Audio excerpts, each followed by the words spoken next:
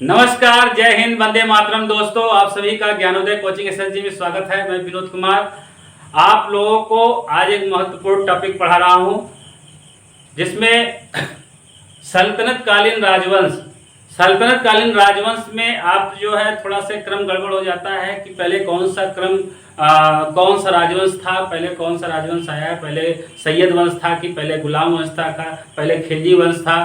तो इसमें बड़ा उलटफेर हो जाता है। तो इसको याद रखने के लिए मैं आपके लिए एक ट्रिक लेके आया हूं और इस वीडियो में लास्ट तक देखिएगा।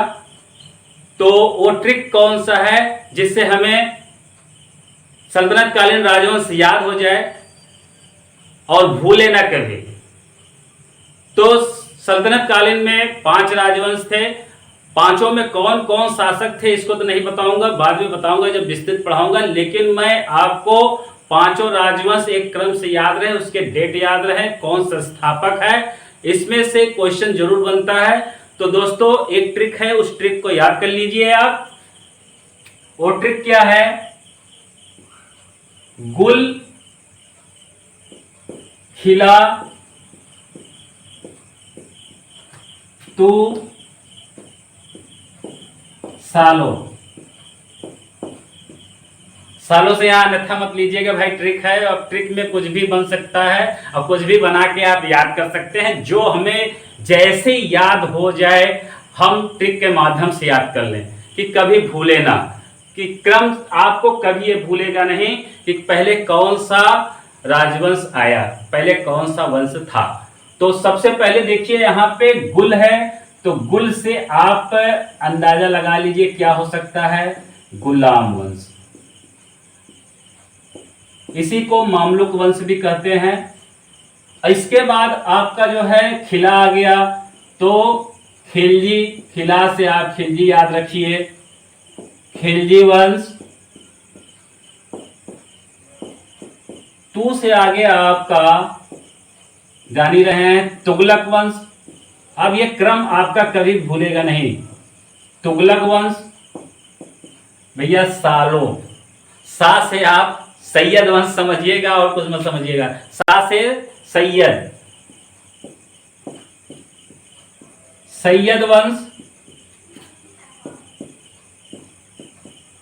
और लो से आपका हो जाएगा भैया लोदी वंश। ये 5 राजवंश थे जिसके क्रम आपके गड़बड़ हो जाते हैं। यही तो याद रहता है, यहीं से गड़बड़ हो जाता है कि लोदी तुगलक था कि सैयद था। तो गुल खिला तू सालो, गुल खिला तू सालो, कहां गुल खिलाओगे? सल्तनत काल में, ठीक है। सल्तनत काल में गुल खिला तू सालो, ठीक। ये आपको ये 5 राजवंश थे, पांचों राजवंश आप एक ट्रिक के माध्यम से याद कर सकते हैं। गुल खिला तू सालो, कहां पे खिलाओगे सालो गुल? सल्तनत काल में, ठीक। तो अब इसके संस्थापक आप समझ लीजिए। जो गुलाम होते हैं उनकी दशा कैसी होती है? कुत्तों जैसी होती है। तो आप गुलाम वंश के संस्थापक समझ लीजिए कुतुबुद्दीन ऐबक।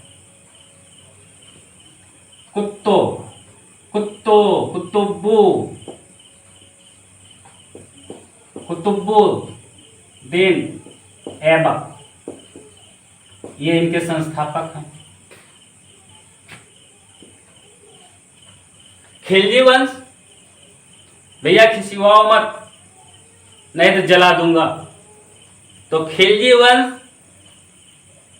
खिसियाना, जलाना। तो खिलजी वंश, तो जलाना जलालुद्दीन।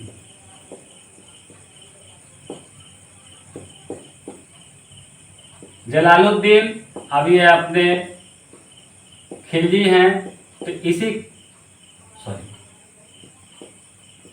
जलालुद्दीन खिलजी, तो ये खिलजी से खिलजी वंश हो गया।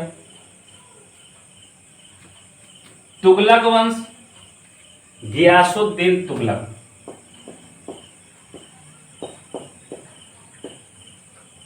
गियासुद्दीन तुगलक। अब इसमें कितने शासक हुए, कब कब शासन किए, उसको मैं जब विस्तृत पढ़ाऊंगा तब बताऊंगा। लेकिन ये क्रम से एक नंबर आप झटक सकते हैं, इस क्रम को जाने मत दीजिए। सैयद वंश, खिज्र खां, खिज्र खां और लोदी वंश कौन थे? बहलोल लोदी, बहलोल लोदी। अगर ये क्रम आपका याद रहेगा तो कौन सा वंश कब तक चला उसको भी याद कर लीजिए। कैसे याद करेंगे? जैसे देखिए, गुलाम वंश, गुलाम वंश कब से कब तक चला? 1206 ईस्वी से 1290 ईस्वी तक ये आपका गुलाम वंश चला। खिलजी वंश, अब ये 1290 यहां उठाइए और रख दीजिए। 1290 ईस्वी से यहां पे 1320 ईस्वी तक। अब तुगलक वंश में आप देखिए 1320 यहां उठाइए, 1320 ईस्वी से 14 से 14 ईस्वी तक। सैयद वंश कब से कब तक चला आपका? याद नहीं है तो पहले आप 1414 लिख लीजिए।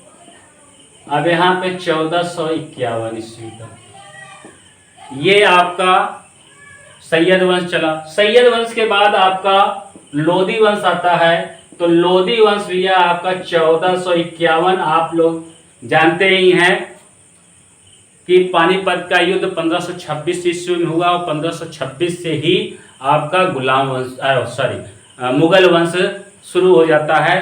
तो ये आपका यहीं पे 1526 ईस्वी तक ये आपका सल्तनत कालीन राजवंश आपका 1526 में द एंड हो जाता है।